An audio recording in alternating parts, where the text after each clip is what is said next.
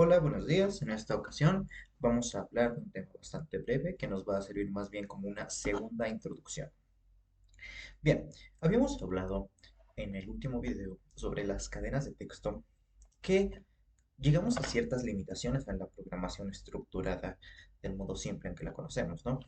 ¿Cuáles son estas limitaciones? Bueno, podemos entender que si queremos repetir un mismo procedimiento o realizar programas más complejos, por ejemplo, un pequeño videojuego de terminal, alguna aplicación de terminal en general, ¿no? Algún programa gráfico y demás, resulta bastante complicado hacerlo de manera estructurada. ¿Es posible? Sí, es posible hacerlo, pero el programa va a ser muy enredado y poco legible. Es para ello que nosotros necesitamos ampliar lo que nosotros entendemos como programación y dejar de pensar de una forma lineal y secuencial. Para esto tenemos diferentes enfoques o paradigmas. El paradigma estructurado, pues, es básicamente lo que hablamos. Trabajar de forma lineal, cada proceso sigue al anterior, etcétera, etcétera, etcétera. Si nosotros necesitamos repetir un proceso múltiples veces solamente variando alguno de sus componentes internos. Por ejemplo, puse el ejemplo en el video anterior de saber el tamaño de una cadena de texto. Solamente necesitaríamos variar en este caso la cadena de texto. Es aquí cuando llega el concepto de paradigma funcional y de funciones. ¿Por qué? Bueno, si yo encapsulo el comportamiento, el procedimiento, el proceso de realizar el conteo de los caracteres de una cadena en una función, yo puedo cambiar las variables de entrada para recibir una diferente variable de salida. ¿Ok? Y es aquí donde llegamos a esto, el paradigma funcional. Bien, nos va a ayudar justamente a resolver estos problemas de legibilidad, al menos en una primera instancia. Después también vamos a llegar al punto donde tengamos limitaciones con este. Pero en primera instancia nos va a ayudar justamente a reducir estos problemas de legibilidad y de repetición del código, ya que podemos encapsular diferentes comportamientos en funciones concretas y a partir de estas funciones concretas nosotros eh, solamente variar las entradas. Esto es lo que vamos a llamar a partir de ahora funciones. Y en el sentido de la legibilidad, bueno, pues podemos romper nuestro código en diferentes fracciones que luego podemos ir llamándolas todas a la vez. Por ejemplo, tenemos un apartado que sea inicializar variables. Ah, bueno, puedo llamar a inicializar variables. Luego puedo llamar a un proceso, por ejemplo, de leer datos, otro de imprimir datos, etcétera. Entonces yo puedo separar todo mi código complejo en códigos cada vez más simples. O en el caso de un videojuego, por ejemplo, sería refrescar pantalla, imprimir, o bueno, el vaciar pantalla, refrescar pantalla, actualizar movimientos, etcétera, ¿no? Todos estos vamos a tener que realizarlos y podemos encapsularlos en funciones. Ahora, el hecho de separar nuestro programa en diferentes funciones justamente nos va a permitir reducir las líneas de código que necesitamos, puesto que nos va a eliminar todas las repeticiones. Si teníamos un proceso que necesitaba de 10 líneas de código y repetíamos estas 10 líneas múltiples veces, bueno, pues podemos reducir todas esas 10 líneas en una función que va a contener las 10 líneas que estamos ejecutando y en sus llamadas correspondientes, que va a ser solamente una línea por cada una, lo cual ahorra muchísimo espacio y facilita la legibilidad. Un código más corto va a ser mucho más legible que un código muy extenso. Entonces, para esto nos va a ayudar. Ahora, cuando nosotros trabajamos con estas funciones, suele ser necesario empezar a modularizar todos nuestros programas, separarlos en diferentes archivos. ¿Esto con qué fin? Bueno, con el fin de que cada uno de estos archivos tenga un comportamiento asociado. Por ejemplo, las librerías que importamos, stdio, stdlib, string, math, etcétera, tienen funciones que están asociadas a un tipo concreto de funcionamiento. En stdio tenemos todo aquello que se relaciona a entradas y salidas. Por ejemplo, lectura de archivos, lectura de terminal, escritura de archivos, escritura de terminal, etcétera, ¿no? Todas estas funciones que están, bueno, cada una tiene sus variaciones y tal, las podemos encontrar en stdio. También tenemos, por ejemplo, las funciones de string, que nos permiten justamente leer cadenas de texto, modificarlas, trabajar diferentes cosas con ellas, copiar una cadena a otra, etcétera, etcétera, etcétera.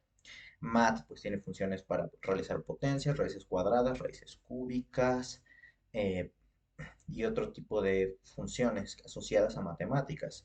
stdlib nos permite trabajar con manejo de memoria, liberar, reservar, con cosas relacionadas al tiempo, etcétera, etcétera, etcétera. Entonces, cada una de estas librerías tiene un enfoque y tiene un conjunto de funciones asociadas. Y eso es lo que nosotros podemos lograr trabajando con los módulos o con archivos separados, ¿no? Ok, por supuesto, vamos a necesitar trabajar de una manera diferente. ¿Por qué? Porque necesitamos que estos diferentes archivos interactúen entre sí.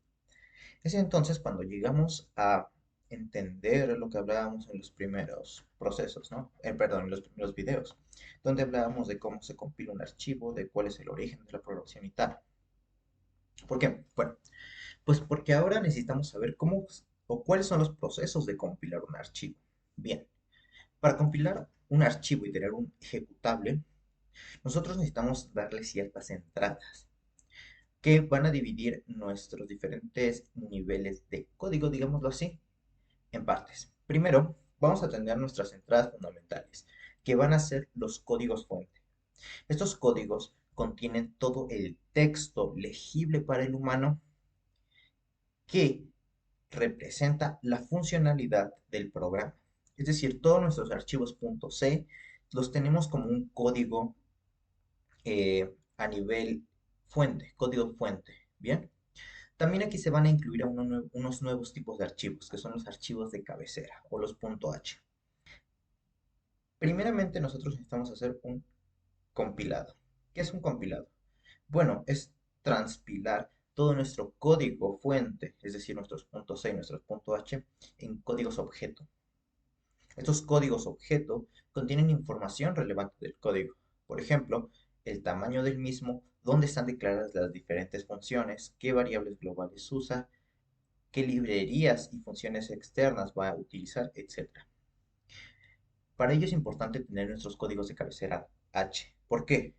Porque cuando realicemos este proceso, cada archivo .c se va a convertir en un archivo .o o objeto. Si nosotros no incluimos las referencias .h, que básicamente contienen las definiciones de estructuras, tipos y prototipos de funciones, nuestro programa va a marcar errores y no va a compilar correctamente, porque no va a saber qué es lo que estamos referenciando, no va a entender qué es lo que estamos buscando. Yo puedo simplemente crear un archivo .c, por ejemplo, entradas.c, y llamar a la función printf y escribir lo que yo quiera. Por ejemplo, un hola mundo. Pero ¿qué va a suceder? Pues justamente nos va a marcar un error porque no va a existir esta función. Y podemos verlo rápidamente. Si yo realizo la compilación, me pasó salida entrada.c. Vamos a ver qué nos indica. Nos dice, advertencia, existe una declaración implícita de la función printf. Bien, y aquí nos dice otro. No es compatible la función o bueno, la declaración implícita al momento de building, de compilar la función printf. Es necesario incluir stdio o proveer una declaración para printf. ¿Qué quiere decir esto que acabamos de ver? Básicamente dice que no existe esta función, no sabe qué es lo que yo estoy llamando. Al no saber qué es lo que estoy llamando, me pide que incluya una definición. Entonces, necesitamos nosotros incluir esta función. ¿Y con qué la incluimos? Bueno, accediendo al archivo de cabecera stdio. Cuando nosotros hacemos esto, pues ahora sí reconoce que existe esta función llamada printf y al momento de ejecutar el programa, pues nos va a resultar todo correctamente. Nos va a decir que está bien. Es ahí la importancia de las cabeceras, los .h. nos indican todas las declaraciones útiles para el programa. Después, ya que tenemos nuestros archivos objeto, el compilador realiza un último proceso, el enlazado.